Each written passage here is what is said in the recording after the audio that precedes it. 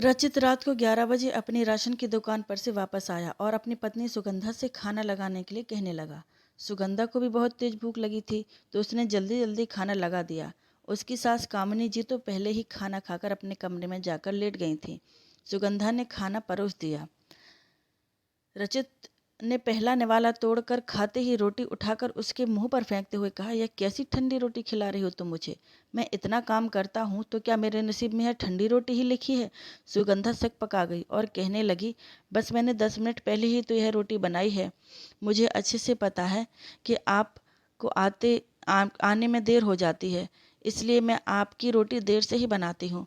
रचित गुस्से से उबलते हुए बोला, जब मैं खाने के लिए बैठूं तो मुझे एक एक रोटी गर्मा गर्म चाहिए, समझ गई तू? सुगंधा धीरे से बोली, ठीक है, आगे से मैं ध्यान रखूंगी, लेकिन अब तो रोटी बन गई है तो आप खा लीजिए ना। इतना सुनना था कि रचित उठ खड़ा हुआ और उसने सुगंधा का बाल पकड़कर उसका सिर दीवार से दे मारा। खून की धार बहने निकली और सुगंधा दर्द और अपमान के मारे छटपटा उठी। अभी उसकी शादी को केवल 10 दिन ही हुए थे और पति का ऐसा रूप देखकर वो सिहर उठी थी। अब तो उसे पति के नाम से ही डर लगने लगा था। रचित बिना खाना खाए ही अपने कमरे में चला गया। अब तो सुगंधा की भूख भी मर गई थी।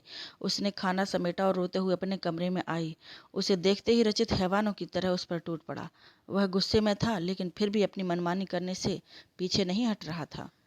सुगंधा के लिए रचित का ये एक नया रूप था और अब तो यह सब हर रोज की बात हो गई थी। सुगंधा के मायके में केवल उसकी विधवा बूढ़ी माँ थी और वह भी नानी के घर में रह रही थी, इसलिए मायके से भी मदद मिलने की कोई उम्मीद नहीं थी।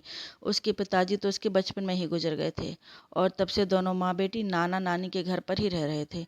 बड़ी मुश्किल से तो यह शादी करवाई थी, तो विदाई के समय ही सब लोगों ने उससे कह दिया था कि ससुराल में चाहे जो कुछ भी हो, तुम वापस लौटकर घर मत आना। सुगंधा हर रोज पति और सास के अत्याचार सहते सहते टूटने लगी थी, लेकिन उसे इन सब से बाहर निकलने का कोई रास्ता दिखाई नहीं देता था। इसी बीच उसकी माँ भी गुजर गई। उसकी जिंदगी में एक अच्छी बात केवल यह थी कि सुगंधा ने अभी तक अपनी पढ़ाई नहीं छोड़ी थी और ना ही उसके ससुराल वालों ने उसे पढ़ाई छोड़ने के लिए कहा था। वे लोग सोचते थे कि अगर पढ़ लिख कर सुगंधा कोई नौकरी करती है तो घर में अच्छे खासे रुपए आएंगे, इसलिए उन्होंने उसकी पढ़ाई लिखाई से कोई आपत्ति नहीं जताई थी। देखते ही देखते सुगंधा ने पीएचडी की डिग्री तक हासिल कर ली थी, लेकिन घर में उसकी हालत पैरों की जूती के बराबर ही थी। एक दिन ऐसे ही बाहर तेज बरसात हो रही थी। रचित की दुकान के आगे पानी भर गया था, तो वह भी दुकान बंद करके जल्दी घर पर आ गया था। उसने घर आते ही सुगंधा से पकौड़े बनाने की फरमाइश कर दी। सुगंधा रसोई में पकौड़े बनाने के लिए गई और उसने जल्दी से गर्मा गर्म पकौड़े लाकर रचित के सामने रख दिए। रचित ने जैसे ही एक पकौड़ा उठाकर खाया तो गर्म पकौड़े से उसका मुंह जल गया। उसने गुस्से में भड़कते हुए कहा, तुम मुझे इतना गर्म पकौड़ा खिलाकर मेरा मुंह जला देना चाहती हो? तुम तो चाहती हो कि मैं मर जाऊं और तुम सुकून से रहो। रुक, आज मैं तुझे अच्छे से सबक सिखाता हूँ। तुझे मुझे परेशान करने में मजा आता है ना? इतना कहकर वो उसे मारने पीटने लगा। सुगंधा रोती रही, गिड़गिड़ाती रही, लेकिन उसने उसे नहीं छोड़ा। एक बार उसने जब उसे जोर से धक्का दिया तो वह फर्श पर गिर गई और उसकी कोहनी में जोर की चोट लगी। वह दर्द से बिलबिला उठी, लेकिन फिर भी रचित का गुस्सा शांत नहीं हुआ और वह उसे तब तक मारता रहा जब तक वह थक कर चूर ना हो गया। उसकी सास कामनी जी बड़े मजे से सोफे पर बैठकर यह सारा दृश्य इस तरह देख रही थी मानो टीवी पर कोई एक्शन फिल्म चल रही हो। उन्होंने एक बार भी अपने बेटे को रोकने की कोशिश नहीं की, ना ही उन पर अपनी बहू के आंसुओं का कोई असर हुआ।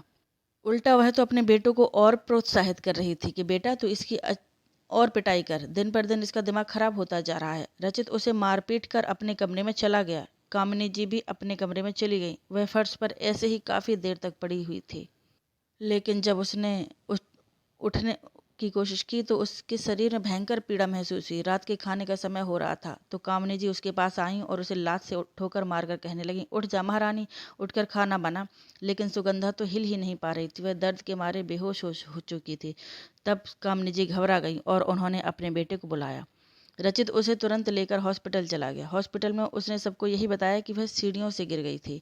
वहां पर उसका इलाज शुरू हुआ। डॉक्टर ने बताया कि उसके हाथ में प्लास्टर करना पड़ेगा, उसकी हड्डी टूट गई थी। डॉक्टर ने उसे 2 महीने तक प्लास्टर लगाकर रखने के लिए कहा था। सुगंधा को अब घर का काम करने में दिक्कत होने लगी थी।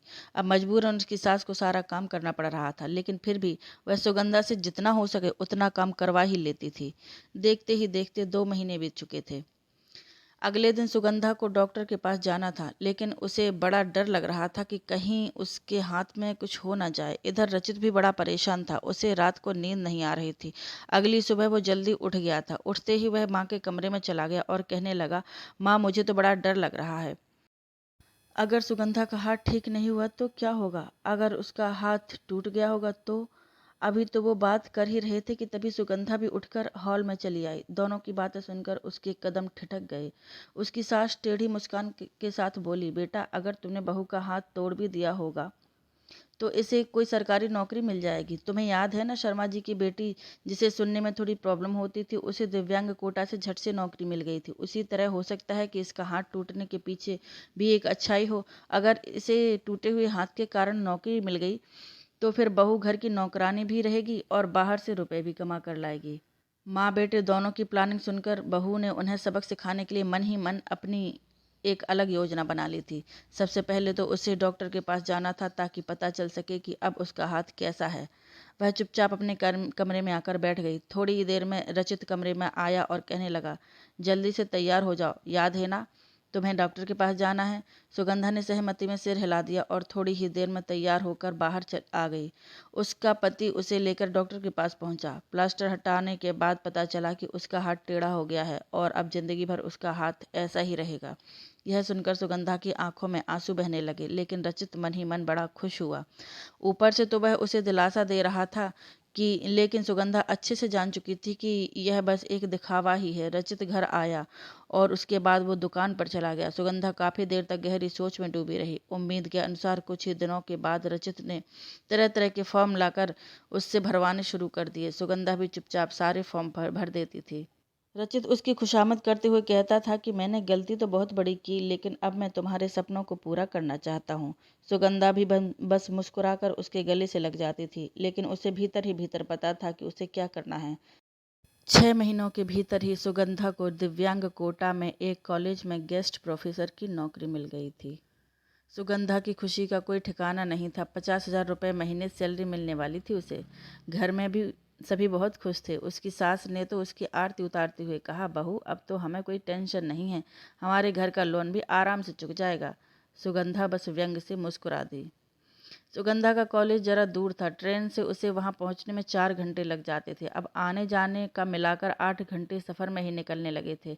वह सुबह 4 बजे उठकर खाना वगैरह बनाकर 7 बजे कॉलेज जाने के लिए निकल जाती थी और फिर कॉलेज से निकलने के बाद 7 बजे शाम तक घर वापस आती थी। ऊपर से कभी कभी ट्रेन लेट हो जाती थी तो घर आते हुए कभी उसे 8 या 9 भी बज जाते थे। उसके बाद फिर उसे रात का खाना बनाना पड़ता था। सारे काम निपटाते निपटाते रात के 12 बज जाते थे। सुगंधा ने दबी जुबान में बाई लगाने के बात की तो उसकी सास कहने लगी, घर में काम ही क्या होता है, घर आने के बाद क्या तुम बस पलंग ही तोड़ती रहोगी। सुगंधा को यह बात बहुत बुरी लगी, लेकिन फिर भी उसने कुछ नहीं कहा। उसे आने जाने में दिक्कत होती थी तो उसने पति से कहा, क्यों ना हम वहां पर ही कहीं एक रूम देख लें, तुम्हारी तो किराने की दुकान है, तुम तो दुकान वहां पर भी चला सकते हो ना। इस बात पर रचित भड़क गया और कहने लगा, हम अपना घर छोड़कर कहीं नहीं जाएंगे। सुगंधा ने आगे कोई बहस नहीं की। 1 महीने तक उसने किसी तरह यह मुश्किल समय काटा। पहली सैलरी मिलते ही उसकी सास ने उसके सामने अपने हाथ पसार दिए। सुगंधा ने बहाना बनाते हुए कहा कि अभी रुपए अकाउंट में नहीं आए हैं। अगली सुबह रविवार का दिन था। सुगंधा घर पर ही थी। तभी दरवाजे की घंटी बजी। उसकी सास ने जाकर दरवाजा खोला तो सामने पुलिस खड़ी थी। पुलिस को देखते ही कामनी जी हैरान रह गईं। पुलिस ने भीतर आते हुए कहा, घरेलू हिंसा के अपराध में हम आपको और आपके बेटे को गिरफ्तार करने आए हैं। कामनी जी डर के मारे थर थर कांपते हुए कहने लगीं, आपको कोई गलत सूचना मिली है, यहाँ पर ऐसा कुछ नहीं होता है। बहू तुम बताओ, हम लोग तुम्हें कितने प्यार से रखते हैं। सुगंधा अपना हाथ दिखाते हुए बोली, आप लोगों के प्यार का नतीजा यह है कि और कोई सबूत चाहिए क्या आपको। तब तक रचित भी कमरे से बाहर निकल कर आ गया। यह सब देखकर वो गुस्से से भड़कते हुए बोला, यह सब क्या है। मैंने जिंदगी में हर कदम पर तुम्हारा साथ दिया है, तुम्हारी पढ़ाई पूरी करवाई, अच्छी नौकरी लगवाई और तुम हमें यह दिन दिखा रही हो। सुगंधा ने कुछ नहीं कहा, बस अपना मोबाइल निकालकर एक वीडियो चला दी जिसमें रचित पागलों की तरह सुगंधा की पिटाई कर रहा था।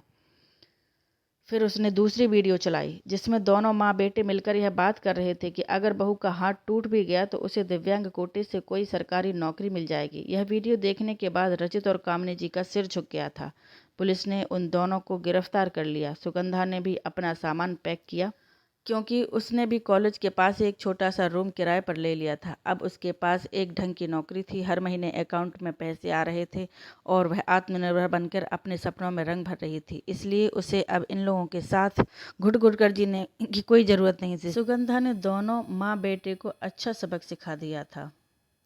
तो दोस्तों, सुगंधा ने अपनी सास और पति को सबक सिखाकर ठीक किया या नहीं, कमेंट करके ज़रूर बताएं। कहानी अच्छी लगी हो तो वीडियो को लाइक करें, शेयर करें और चैनल पर नए हों तो सब्सक्राइब भी ज़रूर करें। Thank you.